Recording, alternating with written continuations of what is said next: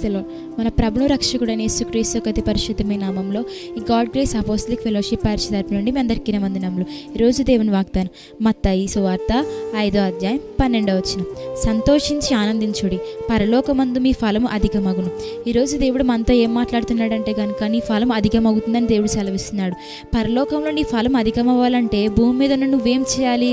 మన బైబిల్ గ్రంథం ప్రకారం చూసుకున్నట్లయితే కనుక న్యాయాధిపతులు 11వ అధ్యాయం ప్రకారం యెఫ్తా మనం చూసినట్లయితే కనుక యెఫ్తా అల్లరి జనం మధ్య ఉన్న గీలి చేయబడుతున్న అవమానం చూస్తున్నా సరే దేవుని పక్షం యుద్ధంకి వెళ్ళి గెలిచి తన యొక్క ఫలమును పరలోకమందు అధికము చేసుకునేలా మార్చబడ్డాడు. అలాగే మన బైబిల్ గ్రంథంలో చూసినట్లయితే కనుక అపోస్తల కార్యములు 5వ అధ్యాయం ప్రకారం కూడా పేతురు గారు కూడా చెరసాల్లో ఉండి దేవుని స్తుతించారు, ఆనందించారు. కనుక ఆయన ఫలమును పరలోకమందు అభివృద్ధి పరుచుకొని అధికం చేసుకునే కృపను దేవుడిచ్చాడు. అలాగే మనము కూడా భూమి మీద ఉన్న మనము మన ప్రతి పడుతున్న శ్రమల్లో, పరిస్థితుల్లో, బాధలు, ఇబ్బందులు ప్రతిదీ మనకు మేలుకరం అని చెప్పేసి మనం సంతోషించి ఆనందిస్తే కనుక పరలోకమందు మన ఫలం అధికం చేస్తాడు దేవుడు. మన పరలోకమందున మన ఫలం అధికం అవ్వాలంటే భూమి మీద ప్రతి పరిస్థితిని, ప్రతి శ్రమను మనము సంతోషించి ఆనందించి మనము వాటన్నిటినీ అంగీకరించితే కనుక మన ఫలం అధికమవుతుంది.